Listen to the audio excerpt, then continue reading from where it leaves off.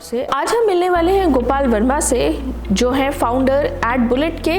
एडबुलेट एक Google partner marketing agency है जो 11 साल से इस मार्केट में रही है और इसने कई FMCG, B2B, B2C कंपनीज को अपने बिजनेस को एक नए आयाम तक पहुंचाने में मदद की है। Marketing is going digital rather than going offline. Right. तो ये आपका माइंडसेट कब सेट हुआ या when did you catch on to the trend? मैं ICICI में काम करता था, ICICI प्रूडेंशियल में जॉब करता था। So I was into sales.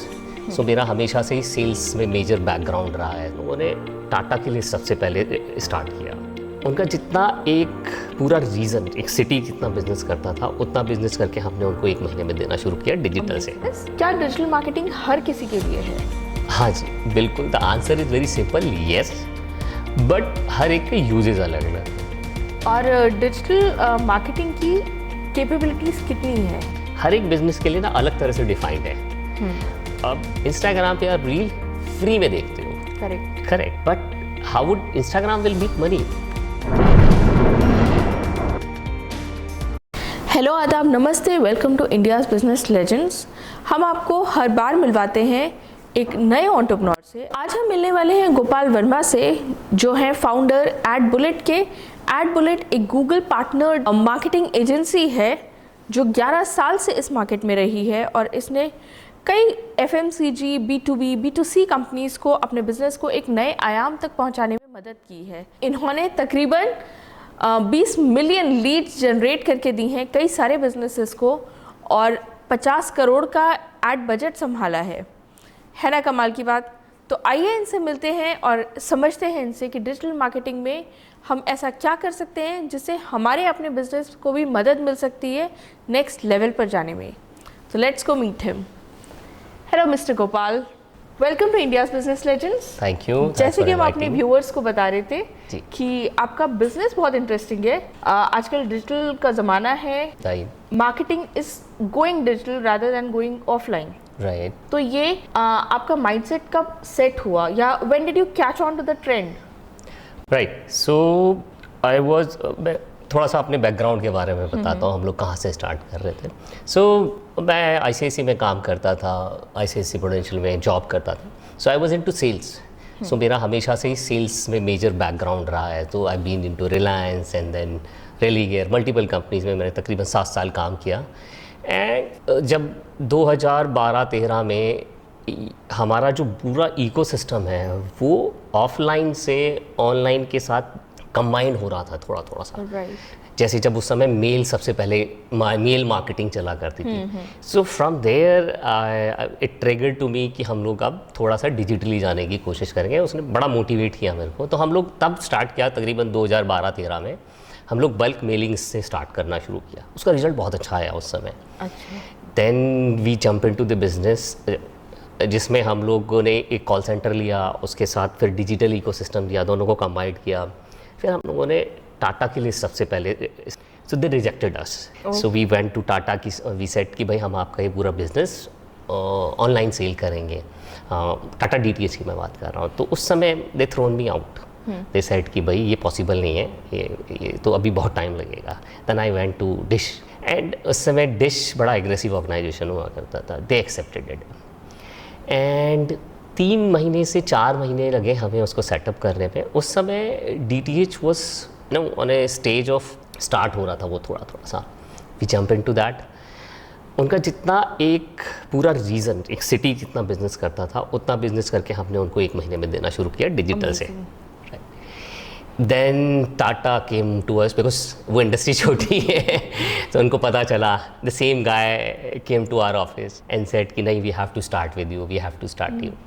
So from there we started Tata also. Now we are the biggest player. अगर पिछले 4-5 साल की बात करें, इंडिया में सबसे ज़्यादा उनका marketing take care, we take care of that. From there we started gradually. I think एक एंटरप्रेन्योर के लिए एक सक्सेस मोमेंट वही होता है कि जिन्होंने मुझे रिजेक्ट किया, they are coming back to us। क्या वो फीलिंग आई थी? फीलिंग तो आई थी, बट हम लोगों ने उसको ऐसे नहीं देखा। हम लोगों ने देखा कि ठीक है, उनकी क्या गलती है। राइट। मतलब दे आर, हाँ, उनका नज़रिया बिल्कुल सही था। अगर हम लोग ने जो देखा, अगर वो सभी लोग देख रहे होते तो फिर हम क्या अलग कर रहे हैं। Right. So we accepted there them and we started. Now we were the biggest player for them. मतलब उनके लिए डिश से भी ज़्यादा काम किया, एयरटेल से भी ज़्यादा काम किया, काफ़ी काम किया. So from there we started. उसके बाद मेल मार्केटिंग था, फिर हम लोग गूगल सर्च लॉन्च हुआ इंडिया में. सो हम लोगों ने गूगल सर्च पे काफ़ी काम किया. उस समय जब हम बात करते थे लोगों के मार्केटिंग की, तो सिर्फ गूगल सर्च जैसा एक प्लेटफॉर्म लोगों को पता होता था. फिर हम लोगों ने PLA स्टार्ट किया. मतलब जब भी मार्केट में कुछ नया आया, we jump into that and started into that. That is where from where we started. अच्छा, फ्रॉम वेयर आई सी आपके बिजनेस मॉडल बेसिकली ये था कि कोई नया ट्रेंड आप देख रहे हैं and let's catch on to it before it becomes too popular और टू वाइड स्प्रेड. क्या आपको ये एडवांटेज मिला? एक तरीके से कह सकते हैं मिला. और दूसरी चीज़ हमारा जो because we are sales guys, हम लोग सेल्स में थे, तो हमें हमेशा ये लगा रहता था कि सेल्स और कैसे हो सकती है. मतलब उस समय ये होता था सेल्स करने के लिए आपको ATM के बाहर खड़ा होना है, कॉलोनीज में खड़ा होना है, दैट वाज ओनली, या फिर कोल्ड कॉलिंग होनी है, right. So now that was shifting from cold calling to hot sales lead generation and all. तो हम लोग उस ट्रांजिट में थे और हम लोग सोच रहे थे कि ये कैसे होगा. सो क्या नया आने वाला है, तो उसी के लिए we use to get into that कि कितना जल्दी हम लोग कैप्चर कर सकते हैं, कितना ज़्यादा सीख सकते हैं, क्योंकि उस समय सीखने के लिए बहुत कुछ था. आज की डेट में तो आप यूट्यूब ऑन करो, आपको पता चल जाएगा डिजिटल मार्केटिंग क्या है.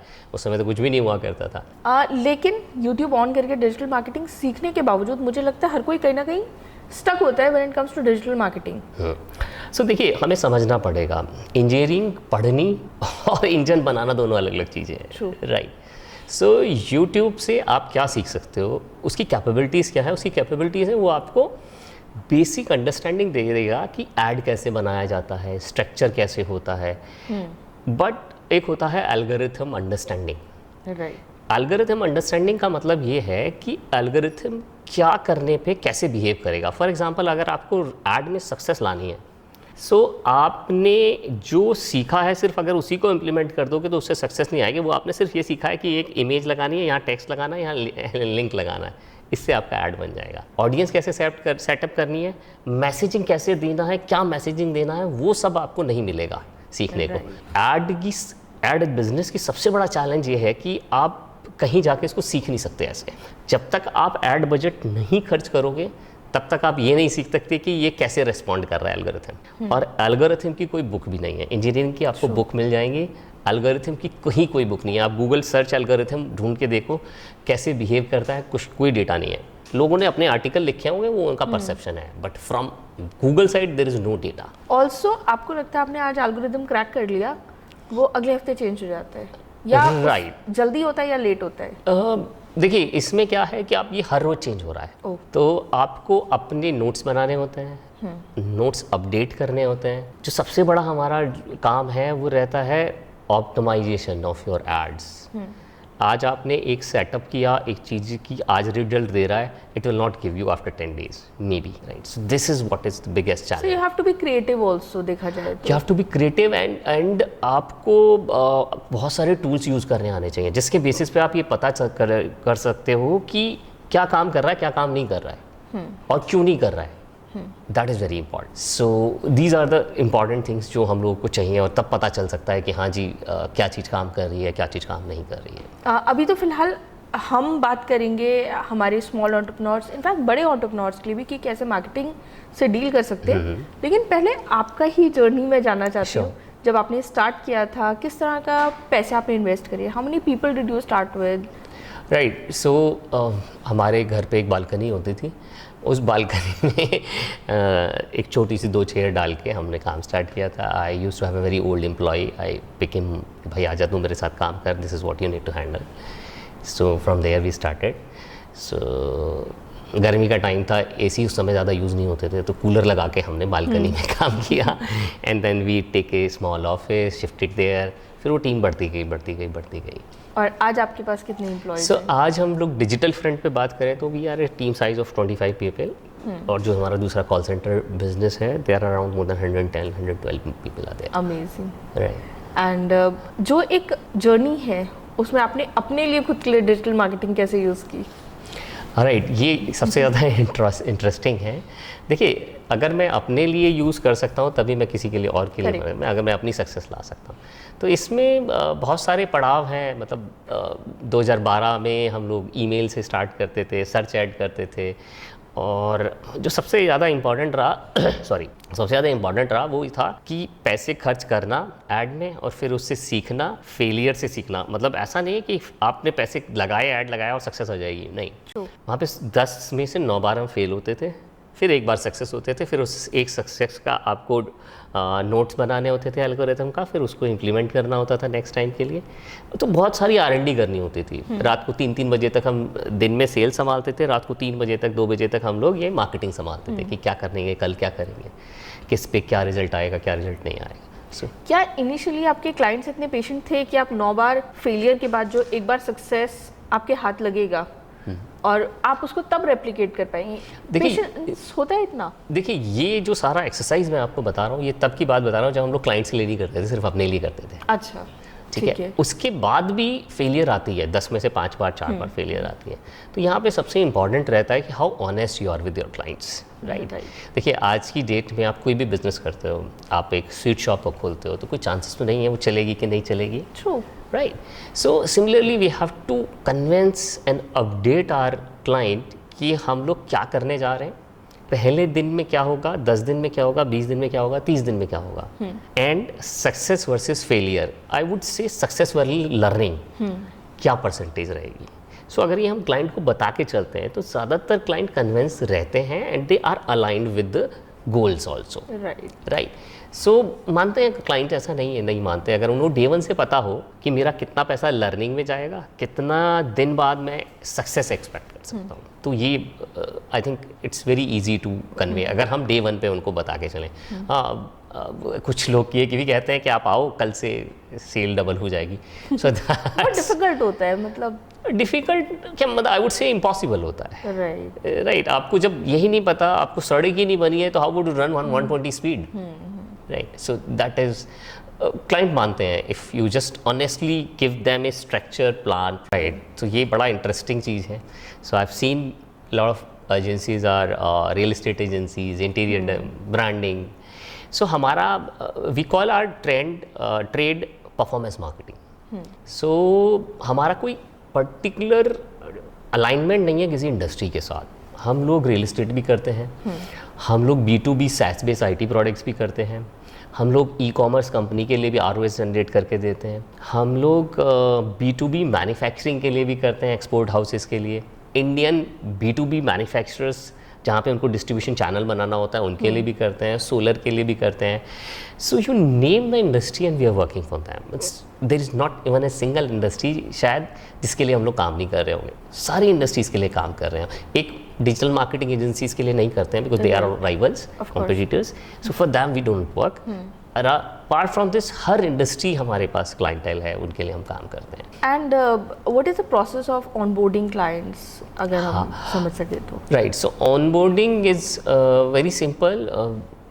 टीम के साथ इंटरेक्शन होता है एंड देन एक रिसर्च कंडक्ट होती है कि मार्केट साइज़ क्या है, एपेटाइट क्या है। उसके बाद ये ऑडियंस समझ ली जाती है। फिर सक्सेस प्रीवियस मैट्रिक्स क्या है हमारे इस पर्टिकुलर इंडस्ट्री के, अब क्या चल रहा है इंडस्ट्री में, क्या एक्सपेक्टेशन है, वो सारा एक स्ट्रक्चर बना के, प्लान बना के अगले 90 डेज़ का क्लाइंट को देते हैं। फिर उनको एक 45 डेज़ का स्ट्रक्चर देते हैं कि सर पहले 10 दिन में ये होगा, फिर ये होगा, फिर ये होगा, ये होगा, इतनी लर्निंग होगी and then onboarding process start हो जाता है जो डिजिटल का normal credentials and all asset management का। That is how we go. आज तक की डेट में सबसे डिफ़िकल्ट क्लाइंट कौन सा रहा होगा आपका? सबसे डिफ़िकल्ट, सारे क्लाइंट्स ही डिफ़िकल्ट है, बस डिफ़िकल्ट की मैं बात करूँ तो कुछ क्लाइंट्स हैं जिनकी इंडस्ट्री बड़ी नीश होती है। जैसे मैं बात करूँ कि एक IT का SaaS बेस्ड प्रोडक्ट है जो सिर्फ और सिर्फ एक तरह की ऑर्गेनाइजेशन में यूज़ होता है। जस्ट गिविंग नेम सम, जैसे मान लीजिए एक कंपनी है जो ट्रेनिंग मटेरियल सेल करती है। ट्रेनिंग मटेरियल का मतलब है ट्रेनिंग, छोटे छोटे ट्रेनिंग सेल करती है। अच्छा, वो सेल किसको करती है? जो कंपनी एक स्नोफ्लिक करके एक सॉफ्टवेयर यूज़ होता है, जो सर्वर होता है उसको ऑप्टिमाइजेशन करने के लिए वो स्नोफ्लिक सॉफ्टवेयर यूज़ होता है। तो जो कंपनी उस सॉफ्टवेयर को यूज़ करती हैं। हमें उस ऑडियंस के पास जाना है और उनको बोलना है कि सर आप अपने एम्प्लॉयज़ को ट्रेंड करो, इसकी फ़ीस 13 लाख रुपए है, करेक्ट, और वो लीड जनरेट और ऑडियंस हमें लेके आनी है। तो अब इसमें ऑडियंस कैसी होती है? इसमें ऑडियंस होती है बड़े बैंक्स, NBFCs, तो वो गिने चुने हैं, या फिर ऐसी कंपनीज जहाँ पे डेटाबेस बहुत ज़्यादा मैनेज होता है, वही इतना बड़ा सर्वर यूज़ करते हैं।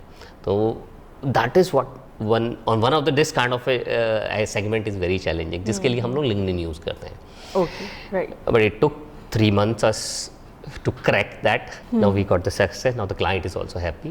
Although उनका ऐसा नहीं होता कि हर रोज एक सेल आती है, वो क्योंकि 13 लाख की बिलिंग है, ऑफ कोर्स महीने में उनको 2 क्लाइंट क्लोज करने होते हैं, 10 लीड चाहिए होती हैं। So this kind of segment is very very tricky. ये आपको गूगल से नहीं मिलेगा, फेसबुक इंस्टाग्राम से नहीं मिलेगा, ये लिंक्डइन से मिलेगा, और लिंक्डइन में भी फिर there is a technology that we need to use and skills that we need to use, right. So that is what one of the I would say one of the toughest client and challenge we have taken. Okay, so हम ज़्यादातर marketing की जब बात करते हैं, client भी और agencies भी, सो उनकी बात होती है कि हम लोग गूगल पे ऐड चालू कर देंगे। गूगल पे भी हम लोग जब लिमिट करते हैं अपने आप को, तो हम लोग सर्च ऐड तक लिमिट कर लेते हैं, राइट, या एक नया PMAX आया है तो उसकी बात कर लेंगे ज़्यादा। So that is one. हम या फिर फेसबुक इंस्टाग्राम की बात करेंगे। What we use, we definitely use these 2 platforms, but maximum time हम लोग यूज़ करते हैं यूट्यूब, जीमेल, B2C के लिए। उसके बाद लिंक्डइन ऐड हो गया, कोरा ऐड हो गया, तबोला हो गया, रेडिट हो गया, आपका ये सारे प्लेटफॉर्म हम लोग यूज़ करते हैं। जीमेल ऐड हो गया।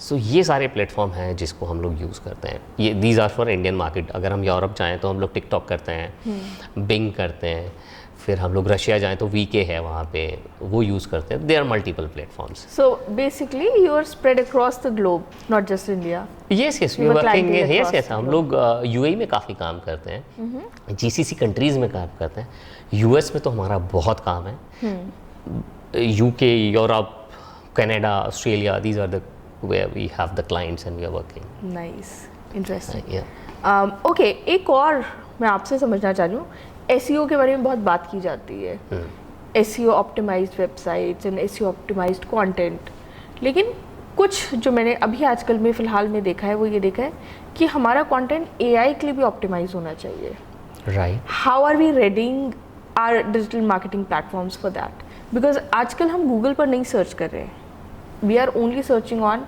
ChatGPT, वो ही सब कुछ दे रहा है, correct. So what's the difference there? So उसके लिए हमें सबसे पहले समझना पड़ेगा कि वो AI काम कैसे करता है। तो AI काम करता है प्रॉम्प्ट पे, राइट, करेक्ट। तो आपने एक प्रॉम्प्ट दिया, AI ने उठा के रिजल्ट दे दिया। अच्छा, AI रिजल्ट कहाँ से देगा? या तो वो अपने डेटाबेस से निकाल के दे रहा है, या वो डीप सर्च से निकाल के दे रहा है। Right. तो जब वो डीप सर्च से निकाल के देता है रिजल्ट, तो आपने देखा होगा ऊपर हेडिंग आती है, नीचे छोटा सा कंटेंट आएगा, साथ में एक लिंक लगा हुआ होता है। So this is where the AI SEO works. Okay, so ऐसा नहीं है कि हमने कोई भी प्रॉम्प्ट डालेंगे तो AI SEO काम करेगा, नहीं। सो AI SEO काम करेगा जब कोई कस्टमर डीप सर्च कर रहा होगा और जहाँ पे कंटेंट के साथ लिंक आ रहा है। तो आपको जो अपना SEO प्लान करना होता है, आपके प्रोडक्ट से रिलेटेड कितने प्रॉम्प्ट आ सकते हैं, ओके, वो प्रॉम्प्ट बनाने होंगे, उस प्रॉम्प्ट को अपनी वेबसाइट पे डालना होगा और उस प्रॉम्प्ट के आंसर डालने होंगे, सो दैट जब एल्गोरिथम AI का आपको रीड करे तो वो प्रॉम्प्ट है वहाँ से उठा सके और साथ में आपका लिंक दे सके। सो that is AI enabled search SEO। That's very interesting. Right, yes. And जब आप अपने क्लाइंट्स को गाइड करते हैं फॉर डिजिटल मार्केटिंग, क्या वो टिप्स होते हैं जो आप उनको बोलते हैं या बताते हैं या उनको गाइड करते हैं कि हाँ this is how we are going to go? Right, तो मैं उनको हमेशा एक चीज़ सबसे पहले बताता हूँ कि देखिए, हमें सबसे पहले ये समझना पड़ेगा कि मार्केटिंग की क्या कैपेबिलिटीज़ हैं। जो सबसे ज़्यादा गलतियाँ होती हैं, बहुत बार ऐसा लगता है कि हमने डिजिटल मार्केटिंग स्टार्ट कर दी और अब तो बिजनेस डबल हो जाएगा। वी नीड टू अंडरस्टैंड कि डिजिटल मार्केटिंग पूरे इकोसिस्टम का एक हिस्सा है, पूरा इकोसिस्टम नहीं है, right. So digital marketing start करने के बाद काम स्टार्ट होता है, काम ख़त्म नहीं होता। तो आपके पास लीड जनरेशन हो गई डिजिटल मार्केटिंग से, इसके बाद का जो इकोसिस्टम है, जिसको सेल्स मेंटरिंग या सेल्स प्रोसेस कहते हैं, वो बड़ा इंपॉर्टेंट है। लीड आई, लीड आने के बाद क्वालिफाई की, कितनी देर में उसको कॉल गया, यहाँ पे स्टार्ट होता है एक लीड नर्चरिंग प्रोसेस। जैसी लीड आती है उसको हम मेल भेज देते हैं, व्हाट्सअप भेज देते हैं, SMS भेज देते हैं, 4 चीज़ें पूछ लेते हैं। इसके बाद स्टार्ट होता है sales team involvement. Sales team कैसे इन्वॉल्व होती है? सेल्स टीम उनको कॉल करती है, प्रोडक्ट्स पिच करती है, तो यहाँ पे पिचिंग कैसी हो रही है, पिचिंग होने के बाद आपका ऑब्जेक्शन हैंडलिंग कैसे हो रहा है, तो मल्टीपल फैक्टर्स आते हैं। तो हम लोग अपने क्लाइंट्स को बोलते हैं कि क्या आपके पास ये बैकएंड रेडी है? ऐसा तो नहीं है आप ये एक्सपेक्ट कर रहे हो कि आपने ऐड रन कर दिया और सेल डबल हो जाएगी। So that is what we discuss, we understand their capabilities. अगर उनको कहीं पे गैप होता है तो we help them on sales mentoring also. That is what we are doing it for some big companies also. So financial industry कुछ बड़ी companies हैं जिसके लिए हम लोग काम कर रहे हैं ये सारी चीज़ें। So sales marketing, तो हम लोग जो बात करते हैं तो ये सारी चीज़ें पहले समझते हैं उनकी कैपेबिलिटी क्या है, फिर उनको एक पूरा प्लान बनाते हैं और देते हैं कि साहब आपका पहले 20 दिन में ये होना चाहिए, फिर ये होना चाहिए। That is what we generally do when they come to us. Okay, now I have a few questions. जी please. My first question is, क्या डिजिटल मार्केटिंग हर किसी के लिए है? हाँ जी बिल्कुल, the answer is very simple, yes, but हर एक के यूजेस अलग अलग हैं। एक सैलून वाला है उसके यूजेस अलग हैं, एक रियल एस्टेट कंपनी है उसके यूजेस अलग हैं। सो फॉर एग्जांपल सैलून वाला है तो उसका बजट 50 लाख का नहीं है या 50,000 का नहीं है, वो पूरा दिल्ली एनसीआर में मार्केटिंग नहीं करेगा। तो उसका मार्केटिंग स्ट्रक्चर डिफरेंट होना चाहिए, उसकी एक्सपेक्टेशन भी अलग होनी चाहिए। उसका 100% बिजनेस डिजिटल से नहीं आएगा, वो डिजिटल उसको कॉम्प्लीमेंट करेगा उसके बिजनेस में। ऐसे रियल एस्टेट का 90% बिजनेस ऑनलाइन आएगा। सो हर एक के लिए है, बट मीनिंग डिफरेंट हो जाते हैं, यूटिलाइजेशन डिफरेंट हो जाता है। That is very important to understand. Right, कि एक सैलून ओनर है, उनका बजट कम होगा, राइट, एंड हमारे बहुत सारे व्यूअर्स ऐसे हैं जो कि सोलोप्रेन्योर्स हैं। जैसे कि अभी हमने इंटरव्यू करा था सुदेशना का, जो कि क्ले पॉलीमर आर्टिस्ट है, अपने बनाती भी हैं सारे, वो सिंगल हैंडेडली मार्केटिंग भी कर रही हैं उसकी, जितना भी वो अपने डिजिटल प्लेटफॉर्म्स पर उसको शोकेस कर सकते हैं अपने प्रोडक्ट्स को। ठीक है। तो इस तरह के जो सोलोप्रेन्योर्स हैं, हम उनको कैसे डिजिटल मार्केटिंग के लिए गाइड कर सकते हैं? कि पहले तो हमें ये समझना होगा कि एक मिनिमम बजट को हमें डिफाइन करना पड़ेगा। दूसरी चीज़ हमें ये समझनी पड़ेगी कि हमारी ऑडियंस क्या है। मान लीजिए अब जैसे आपने इनका मैम का जिक्र किया, सो मुझे आइडिया नहीं है अभी उनका ऑडियंस साइज़ है, but just I pick a one any example. जैसे मैं सैलून की बात कर रहे थे या किसी बुटीक वाले की बात कर रहे हैं, राइट। तो अब इनका क्या होता है, इनका जो टेरिटरी है वो 3 किलोमीटर का रेडियस है। मैं दिल्ली एनसीआर या 5 सिटी 6 सिटीज़ की बात कर रहा हूँ, राइट। तो इनका जो प्लानिंग होता है, इनका पैसे से ज़्यादा रहता है स्ट्रक्चर इंपॉर्टेंट है। तो इन्हें क्या करना है, इन्हें यही करना है सबसे पहले तो अपने कस्टमर का डेटाबेस तैयार करें। जनरली कस्टमर आता है, एक रजिस्टर में नंबर लिख लें, that is good on for them.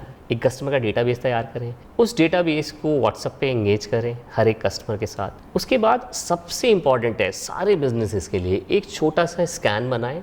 जैसे हम पैसे का QR कोड लगाते हैं ना, ऐसे एक सुंदर सा छोटा सा बोर्ड लगाएं QR कोड का। उस QR कोड में आपका इंस्टाग्राम होना चाहिए, फेसबुक होना चाहिए, GMB होना चाहिए, वेबसाइट अगर है तो होनी चाहिए, नहीं तो बाकी आपके सोशल मीडिया पे। जो भी कस्टमर आए उसको बोले सर प्लीज़ स्कैन करिए, हमारे कुछ नए ऑफर्स आए हैं। उसको पुश नहीं करना है आपको कि आप उसको लाइक करो, आपको पुश करना है सर आप इसको स्कैन करिए और देखिए हमारे कुछ नए ऑफर्स आए। In the moment hill go on your Instagram, he can just like anything if he like, आपके पास अगर ऐसा कंटेंट। इसके बाद आपको जो ये आपने डिजिटल ऑडियंस बनाई है, छोटा सा बजट लेके 200 रुपये पर डे, 300 रुपये पर डे, एक ऑडियंस बनाई है अपने फेसबुक में। उस ऑडियंस को ही सिर्फ आप ऐड दिखाइए। ओके, महीना 15 दिन आप ये ऐड दिखाएंगे, आपकी ब्रांडिंग बढ़ जाएगी। उसके बाद आप 1% 2% लोकल लाइक लगाएंगे और अपनी 3 किलोमीटर का रेडियस लगाएंगे और आपका बिजनेस उसी कस्टमर के पेरिफेरी में चलता रहेगा। बहुत ज़्यादा बजट की भी ज़रूरत नहीं है और आपको मार्केटिंग एजेंसी की भी ज़रूरत नहीं है उसके लिए। किसी को नए क्लाइंटेल के लिए जाना है, हाँ जी, देखो हमें ये समझना होगा, नया क्लाइंट आप आइडेंटिफाई, देखो डिजिटल में ना कस्टमर आइडेंटिफाई करना बड़ा मुश्किल होता है और ऐसे छोटे बिजनेस में तो बहुत इंपॉर्टेंट है, क्योंकि जियो जो टैगिंग होती है वो 100% एक्यूरेट नहीं हो पाती है फेसबुक और बाकी। सो इसलिए मैंने आपको बोला कि आप अपने कस्टमर की लिस्ट बनाइए। राइट। तो जब आप अपने कस्टमर की लिस्ट बनाएंगे और सिस्टम को देंगे कि ये मेरे 100 कस्टमर हैं या 500 कस्टमर हैं, उस कस्टमर की लिस्ट देने के बाद सिस्टम को वो ये पता चल जाएगा कि कस्टमर रहते कहाँ हैं। आप सिस्टम को फिर बताएंगे कि लुक लाइक ऑडियंस बनाओ। लुक लाइक का मतलब होता है ऐसे ही और कस्टमर, राइट, इस लोकेशन पे लेके आओ, राइट। तो फिर ये जो लोकल लाइक ऑडियंस होगी ये आपका नया कस्टमर लेके आएगी और ये जो एग्जिस्टिंग ऑडियंस होगी ये आपको ब्रांड रिकॉल कराती रहेगी हमेशा। अब सैलून है, अगर वो एक ऑफ़र साथ में फ्री दे दे नेक्स्ट टाइम आने के लिए कि सर आपका नेक्स्ट टाइम पे ये 2 ऑफ़र आपको फ्री मिलेंगे, and then give him a reminder on WhatsApp after 15 days, sir आपका ये एक्सपायर होने वाला है, right. So this is also digital marketing. हम ये सोचते नहीं कि ये डिजिटल मार्केटिंग, ये भी डिजिटल मार्केटिंग है. आप डिजिटल इको चैनल यूज कर रहे हो अपना रीमार्केटिंग के लिए. So this is what we call that remarketing. So ये 4-5 छोटी छोटी चीज़ें हैं जो छोटे बिजनेसेस कर सकते हैं और उनको कोई एजेंसी की भी जरूरत नहीं है इसके लिए. राइट. आपने बताया कि हम लुक अलाइक ऑडियंस भी लेकर आते हैं, उसके बियॉन्ड हम कैसे जा सकते हैं और हम कितनी एक्सपेक्टेशंस के साथ डिजिटल मार्केटिंग स्टार्ट करें? देखिए ये थोड़ा सा मतलब कॉम्प्लिकेटेड आंसर है इसका. सीधा आंसर मुश्किल है क्योंकि अगर मैं बुटीक या सैलून की बात कर लूँ तो उसकी लिए बहुत ज़्यादा बजट नहीं खर्च कर सकते हैं. लिमिटेशन है. अगर हम लोग वही रियल इस्टेट की बात करें, इंटीरियर की बात करें, सोलर की बात करें, आप तो जितना पैसा लाइए आप डाल दीजिए, खर्च कर सकते हैं, आप जनरेट कर सकते हैं कस्टमर. सो ये डिपेंडिंग अपॉन कि किस तरह की इंडस्ट्री में आप हो. कुछ इंडस्ट्री हैं जो हाईली डिजिटलाइज हैं. अब अगर मैं ई कॉमर्स बिजनेस की बात करूं, हमारे जो ई कॉमर्स स्टोर्स हैं कस्टमर्स क्लाइंट्स के, सो तो 100% डिजिटल है. उनका सारा सेल ही डिजिटल से आता है. ट्रू. राइट. सो उनके लिए तो बहुत बड़ी अपॉर्चुनिटी है. फेसबुक है, इंस्टाग्राम है, यूट्यूब है, जिसके थ्रू. सो अभी एक क्लाइंट का मैं आपको नाम नहीं बता सकता, बट मैं आपको थोड़ा आइडिया देता हूँ. He is a very big influencer in India, one of the biggest. इनके काफ़ी व्यूज़ और काफ़ी सब्सक्राइबर्स हैं. सो उन्होंने एक ज्वेलरी का बिजनेस स्टार्ट किया, फैशन ज्वेलरी का. सो यू वोंट बिलीव उनका महीने का बजट 70 लाख रुपए का है. राइट. पर डे 2.5 लाख रुपये हम मान करते हैं. सो अभी ही इज़ एक्सपेक्टिंग कि भैया उनको 2 करोड़ 3 करोड़ पे जाना है. और ऐसे भी क्लाइंट हैं जिनका 5,000 रुपये पर डे का बजट है. सो कोई ऐसा कुछ नहीं है कि कितनी बड़ी मार्केट है. बहुत बड़ी मार्केट है, पूरा समंदर है. 50 करोड़ जनता है इन्हें इंडिया में. True. उस 50 करोड़ में से 20 करोड़ लोग ऐसे हैं जो ऑनलाइन शॉपिंग करते हैं या उन्होंने कभी ना कभी इंटरेक्शन किया है.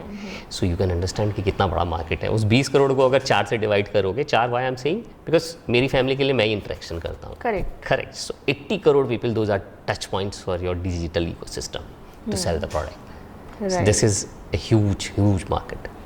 अच्छा, इसमें एक और होता है कि one is you go the paid way और एक होता है आप ऑर्गेनिक मार्केटिंग कीजिए. Is it even beneficial? हमें इसके लिए पहले हमें पूरा इकोसिस्टम समझना पड़ेगा. राइट. तो गूगल क्या है, पैसे कैसे बनाता है, या लिंक्डइन क्या है, या फेसबुक क्या है. आप जब फेसबुक पे ज्वाइन करते हो तो क्या फेसबुक को कोई पैसे देते हो? नहीं. No entry fees. राइट. सो आप क्या कर रहे हो? एंजॉय कर रहे हो. अभी आप मूवी देखने जाओगे तो 500 का टिकट खरीदोगे. इंस्टाग्राम पे आप रील फ्री में देखते हो. Correct. But how would Instagram will make money? Instagram पैसे कैसे कमाएगा? इंस्टाग्राम पैसे तब कमाएगा जब आप रील के साथ कुछ पेड कंटेंट देखेंगे. सो जितनी भी ऑर्गेनाइजेशन है वो जब तक प्लेटफॉर्म को पैसा नहीं देंगी तब तक प्लेटफॉर्म पैसा नहीं बना सकता. ऑर्गेनिक एक छोटा सा हिस्सा है पूरे इकोसिस्टम का. जितने भी बड़े ब्रांड्स हैं, जो बड़े ब्रांड्स का मतलब है गूगल, लिंक्डइन और फेसबुक, मेटा की हम बात करें, उन्होंने एल्गोरिथम इस तरीके से स्ट्रक्चर किया हुआ है कि आप अगर प्रोडक्ट बेस्ड मार्केटिंग कर रहे हैं, प्रोडक्ट बेस्ड ऑर्गेनिक मार्केटिंग कर रहे हैं, तो बहुत रेयर चांसेस हैं कि आपको बहुत ज़्यादा विजिबिलिटी मिले. ठीक है, but it is also important.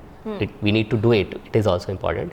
But you viral जो हम लोग ऐसा हमारी एक्सपेक्टेशन देती है कि जैसे एक ऑर्गेनिक वायरल हो जाती है किसी की रील, इमेज, कंटेंट, उसी की तरह हमारा प्रोडक्ट वायरल हो. तो principally this is very less possible. It happens. जैसे आपने एक को देखा होगा, दूध मांगेंगे तो खीर देंगे, वो वाला एक ऐड चल रहा है. So, ऐसे मल्टीपल हो सकते हैं बट वेरी लेस जहाँ पे ऐसा कोई इंटरेस्टिंग हो. तो ऐसा नहीं कि आप नहीं कर सकते, बट वो रिसर्च करने में, वो निकालने में आप कई साल लग सकते हैं.